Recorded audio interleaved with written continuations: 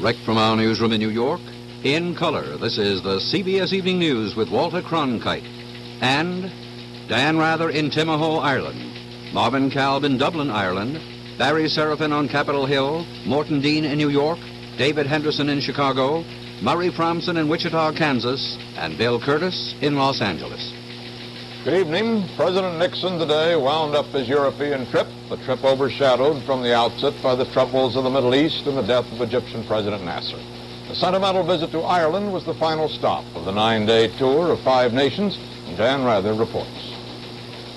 An overcast Irish morning for the President and Mrs. Nixon as they traveled the width of Ireland, west to east, by helicopter and automobile. From the Shannon and Limerick area on the west coast, where the Nixons spent the weekend, first today to Timahoe, County Kildare, from where the Quaker ancestors of the President came 5 generations ago.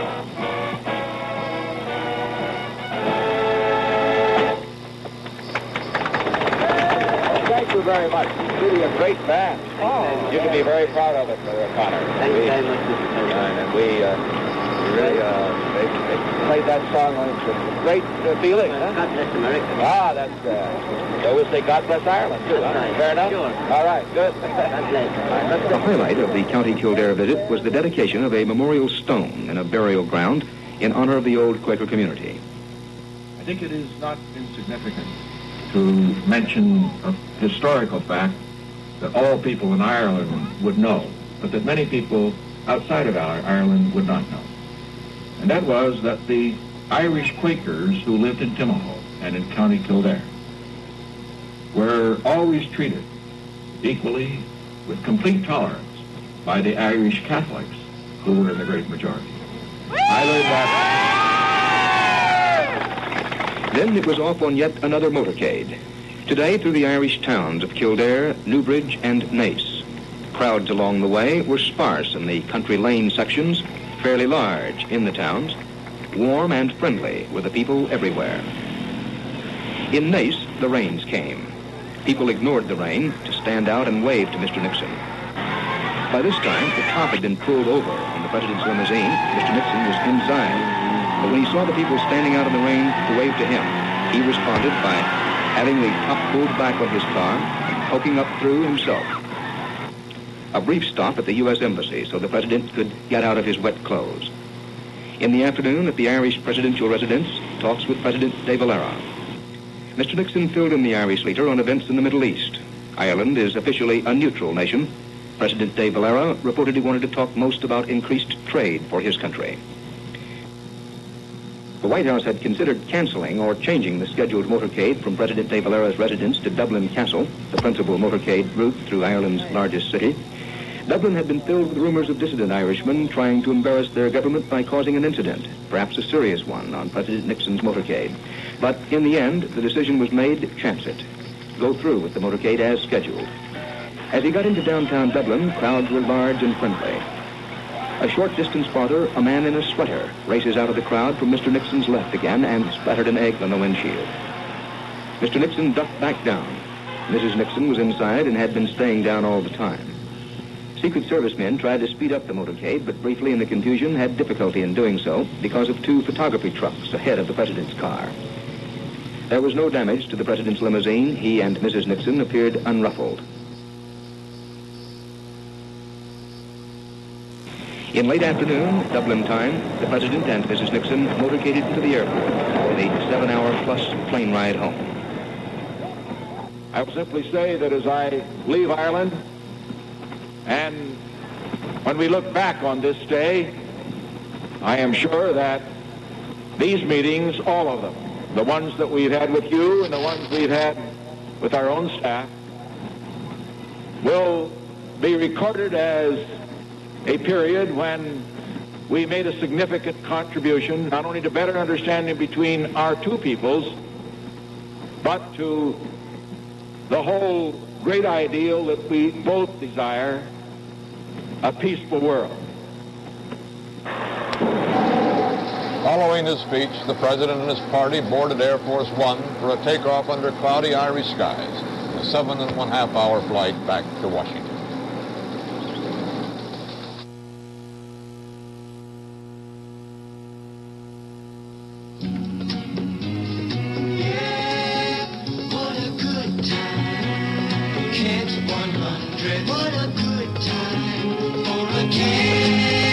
Today's Kent 100s have a great new taste, a mild taste no other 100 can equal.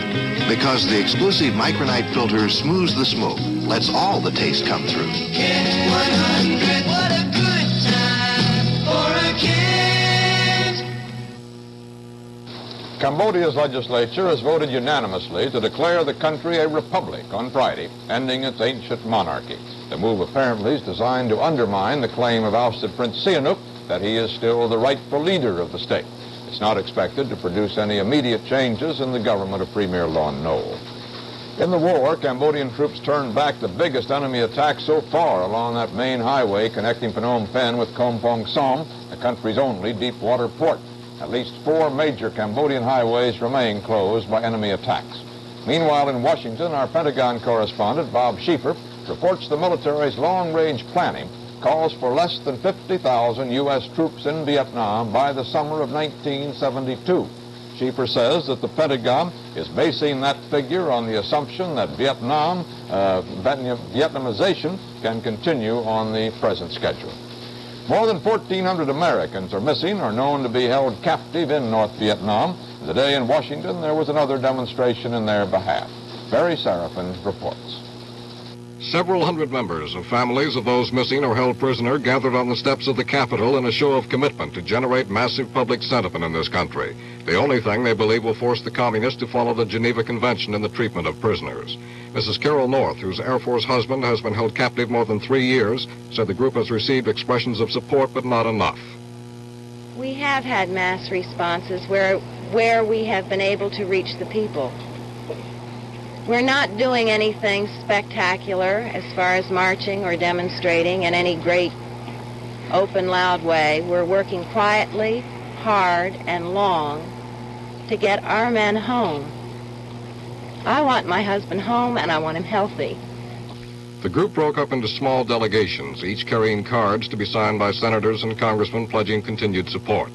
Michigan Senator Robert Griffin met with several people from his state. He assured them their plight would not be ignored in Congress and urged them not to give up hope. Be very glad to sign, and that I think almost every American citizen would like to sign it too. With many members of Congress away campaigning and others pushing for adjournment, a number of pledge cards had to be left with secretaries and assistants. As to the general public, some families left still believing those who don't live with their anxieties and frustrations see the POW in the clever context of movie and television plots, rather than as the victim of the most extended isolation suffered by any American prisoners in history. Barry Seraphin, CBS News, Washington. Cairo Radio reported tonight that the Executive Committee of Egypt's only political party has recommended that Anwar Sadat become Egypt's new president. Sadat, who was vice president, had been serving as interim president since the death of President Nasser. The actual election of Egypt's new president is by the National Assembly and then confirmed by a national plebiscite. Both of those are expected to confirm the action of the council. In Jordan, Palestinian guerrillas charged that Jordanian troops today attacked guerrilla positions in the northern part of the country, once again violating the ceasefire there. A plane carrying about 40 armed Palestinian guerrillas spent 11 hours on the ground today in Beirut, Lebanon, and for most of that time, the guerrillas held 2 Lebanese Army intelligence officers as hostages.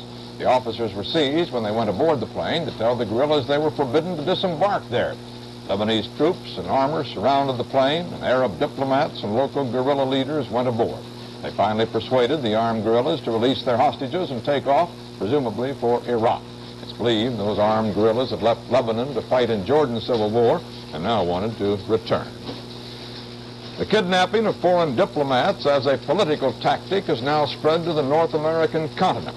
In Montreal, armed French-Canadian secessionists abducted the British commercial attaché, James Cross, from his home.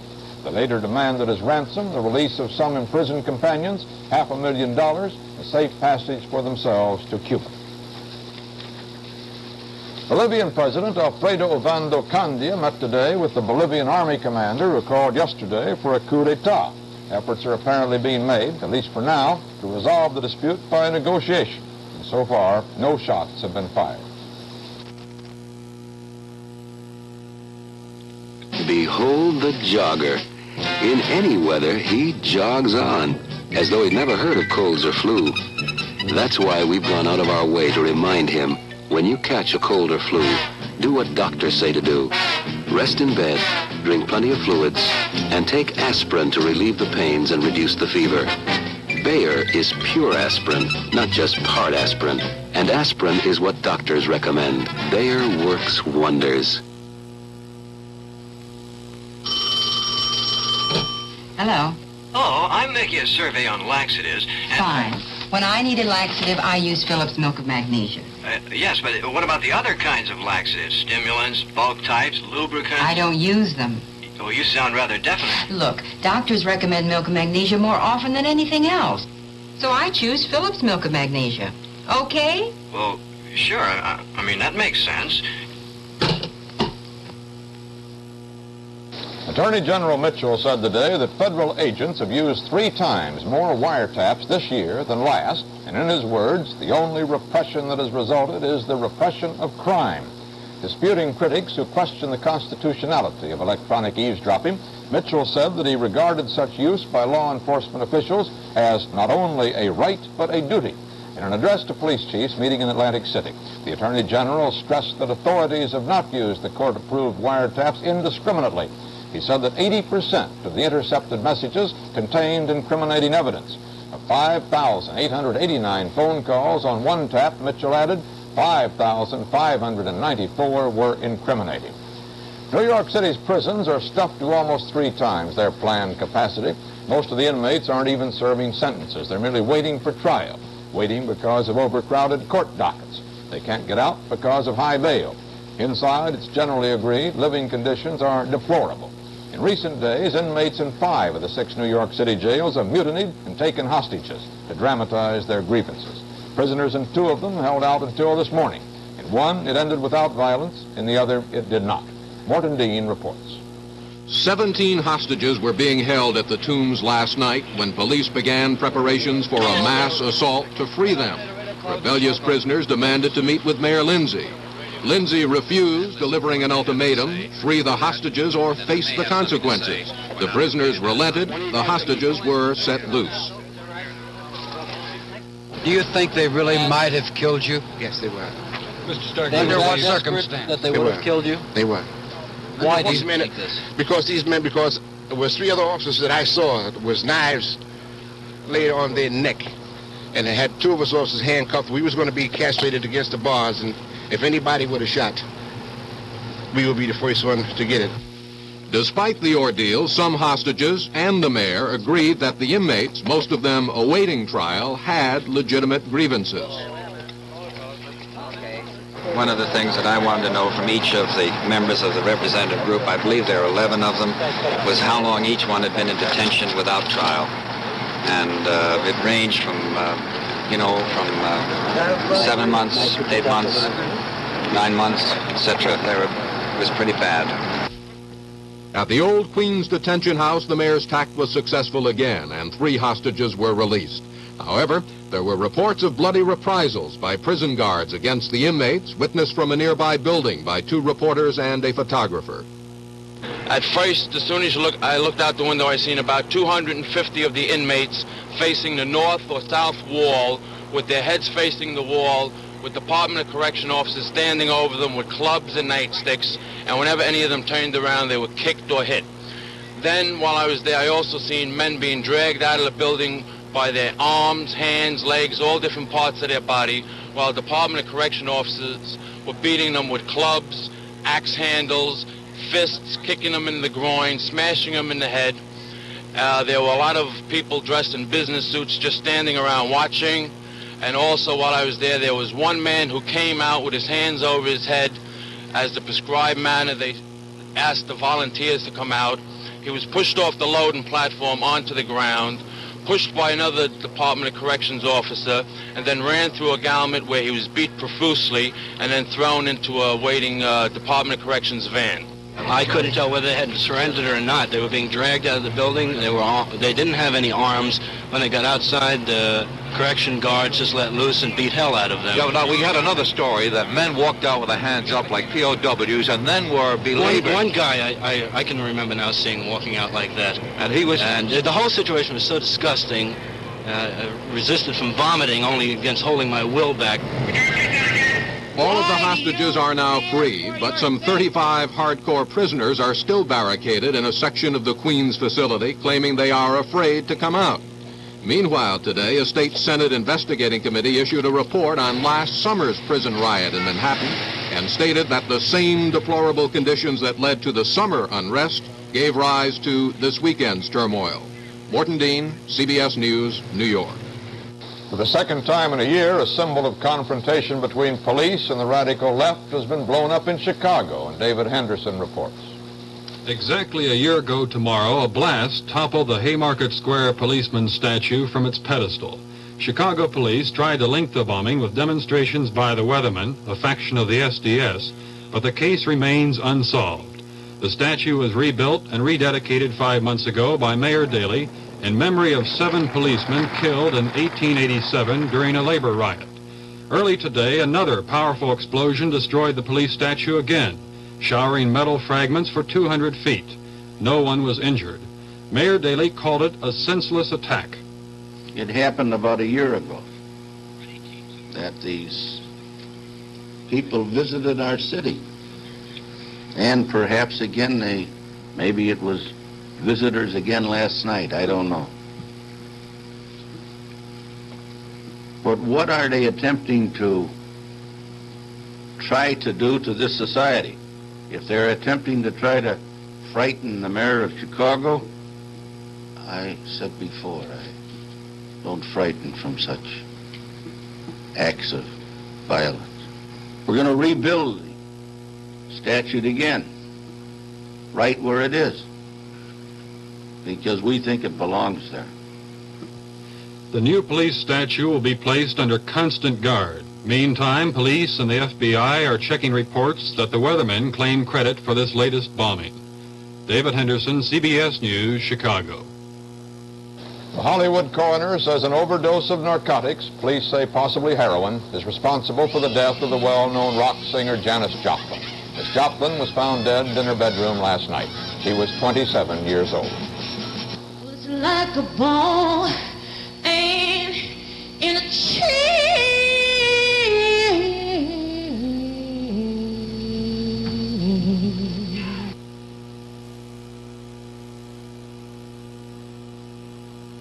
Lainey Kazan. I get a warm romantic motion when you use aqua velvet lotion. That's how our romance began, because there's something about an aqua velvet man. Men, put it on. Aqua velvet with your metro. So good for your face and all that manly fragrance. Aqua velvet. Put it on. What's that buzzing, an electric razor? In a barber shop?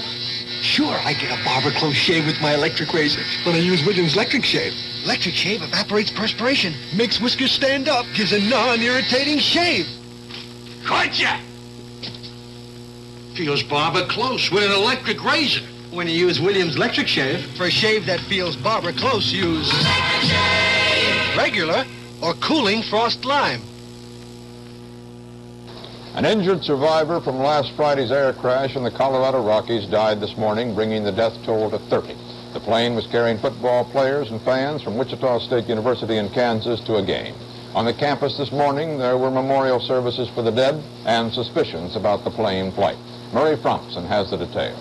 From 7 a.m. and every hour on the hour, students and faculty of Wichita State were drawn to the University Chapel for memorial services that were broadcast throughout the campus in remembrance of the 30 victims.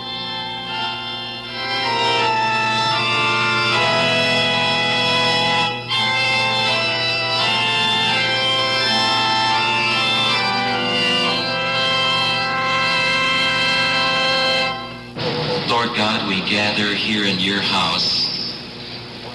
We are shocked people and stunned people. We felt the suddenness of death. Classes were canceled today, and preparations are being made for another civic memorial service tonight in the stadium where the football team played its last home game 2 weekends ago. The circumstances under which the university leased the planes carrying the football team are somewhat obscure. From authoritative sources, CBS News learns that the plane which crashed had not been flown for a considerable period of time, perhaps as long as 2 years. That the pilot of the plane, which landed safely, had his medical license revoked by the Federal Aviation Agency prior to the flight. That passenger planes are supposed to be checked every 100 hours of flying time for airworthiness, but there is no record indicating it was done in this case. Furthermore, it has been established that Wichita State officials were warned by the FAA against signing contracts with small charter companies such as the Jack Richards firm of Oklahoma City, but that no apparent effort was made to check Richards' credentials, despite the judgment of one FAA source that, quote, he is not too savvy. Richards has not been available for comment since the crash, and FAA officials say they have been unable to locate him. According to informed sources, the university made a deal with Richards to lease the 2 old planes for $12,000 for the season, an exceedingly low price by charter standards. It appears the university made no effort to secure other competitive bids, but the only man who could clarify that, the athletic director, died in the crash. The university has no further comment. The FAA confirms that up to 50% of all colleges and universities use charter firms similar to the one employed by Wichita State, and that it is now taking a hard look at sanctions against such companies. Murray Fromson, CBS News, Wichita, Kansas. Vice President Agnew campaigned in New York today against the re-election of one of his own party's candidates, Senator Charles Goodell, whom Agnew has denounced as a radical liberal. Agnew spoke at a fundraising luncheon attended mostly by Republicans backing Conservative Party candidate James Buckley. Reporters were banned from the luncheon, but guests said that although Agnew did not openly endorse Buckley, he did take stands against both Goodell and the Democratic nominee, Congressman Richard Ottinger. The Senate has shelved the constitutional amendment to abolish the Electoral College and choose presidents by a direct vote. The action on the eve of a scheduled third attempt to shut off a month-long debate came after Senator Birch Bayh, the chief sponsor, conceded defeat. Bayh said that too many senators are absent, many of them campaigning for re-election, for a cloture vote to succeed. The Senate may take up the legislation again November 16th. Secret Senate testimony suggests that the United States may have stationed nuclear weapons in Greece and Turkey. The heavily censored transcript of Foreign Relations Subcommittee hearings last June raised this possibility, but never spelled it out. The question of Pentagon witnesses focused on international political implications of such a possibility, and the witnesses, under orders from high officials, refused to testify directly on the subject. Once again, the defendants disrupted the Sharon Tate murder trial today, and Bill Curtis reports from Los Angeles. Charles Manson and the 3 female defendants were removed from court last Friday when they shouted at the judge and jury. This morning, they were allowed back in the courtroom. They sat quietly for a few minutes, then Manson began a dialogue with Judge Charles Older. He said, "You are going to use this courtroom to kill me." Judge Older remained calm, saying, "Mr. Manson, if you don't stop, I will have to have you removed as I did the other day." Suddenly, Manson jumped on the defense table and leaped toward the judge, a yellow lead pencil in his hand. A bailiff tackled him in midair. As he was led away, Manson screamed, "In the name of Christian justice, someone should cut your head off." It happened in full view of the jury, with the 3 female defendants chanting in the background. They were also removed to adjacent rooms where they will listen to the proceedings over a loudspeaker. Judge Charles Older is utilizing a recent Supreme Court decision for the first time in a major trial that a defendant may be removed if he disrupts a trial. The Charles Manson trial has now entered its 16th week, and the prosecution is still presenting its case. Bill Curtis, CBS News, Los Angeles.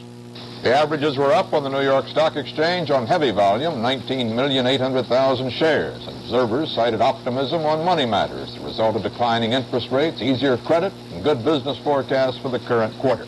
The average price per share jumped 55 cents on the New York Exchange and 13 cents on the American Exchange.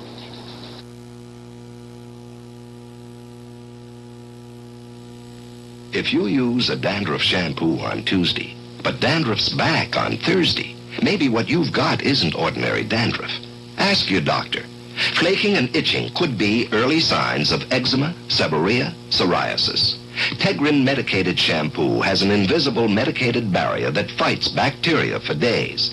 Plus, a medication that helps control flaking and itching with just regular use. Try Tegrin medicated shampoo. Introducing the natural look in dentures from Polident Green tablets. the powerful denture cleanser that works safely to uncover the natural look your dentures were made with.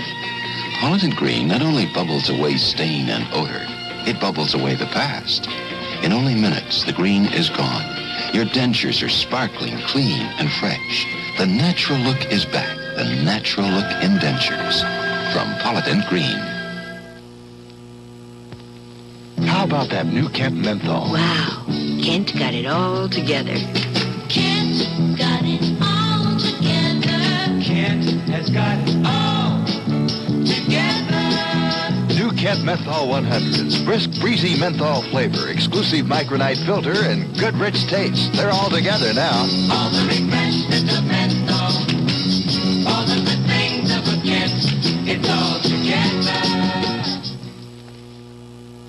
CBS News diplomatic correspondent Marvin Kalb, who traveled with the president, has some thoughts now about the Nixon visit to Europe. Ireland has been fun and politically rewarding. The president has been presented with documentary evidence that his great-great-great-great-great-grandfather was indeed an Irishman. Ireland has also been the site of a Vietnam strategy session, which put the finishing touches to a new U.S. negotiating position designed to break the deadlock in Paris. It is supposed to focus on a stepped-up troop withdrawal program and a fresh proposal for a ceasefire tied to an exchange of prisoners of war. The president is certain to broadcast these new ideas to the American people within a week, in plenty of time for Republican candidates around the country to benefit from their party's peace image. It is considered more urgent now than ever before that this new image be persuasively packaged, because in the administration's view, the U.S. faces a new time of troubles with the Russians. The president feels he is being tested by Moscow across the board, Cuba, Berlin, and of course the Middle East. And he wonders how he can meet this new test, because he feels the American people cannot stomach more war, more military commitments. And so, by obvious symbolism, tailored to persuade the Russians to back off a feared East-West confrontation in the Middle East, the president visited the Sixth Fleet, even warned that the fleet might have to be strengthened. There is little, however, in recent Russian history to suggest that Moscow has much respect for symbols, especially when flashed from a whirlwind presidential cavalcade. Marvin Cowell, CBS News, Dublin. It will be the Cincinnati Reds and the Baltimore Orioles in the Baseball World Series starting in Cincinnati this Saturday. Cincinnati nailed down the National League pennant this afternoon by edging the Pittsburgh Pirates 3-2, and a short time earlier Baltimore had clinched the American League pennant by routing the Minnesota Twins 6-1. And that's the way it is, Monday, October 5th, 1970. This is Walter Cronkite, CBS News. Good night. Honey, look at me and smile. One of us is busy. What do you think, this is easy? I have to push that button all the way down. Now, come on, look interested. What do you want to picture me for? Hey, the truth, honey, you're hiding the bare spot in the lawn. Hold it. Color pictures in a minute. $29.95. The Polaroid Color Pack 2 land camera. Why wait? What's that beautiful girl doing with a rake in her hand? Working. Do, re, mi, fa, so, la, mi. Anybody you know? That's me. It sure is. This countdown land camera from Polaroid does all the work for you and even sings out when you can see the picture. It only sings one note. Yes, but it gets such a hand.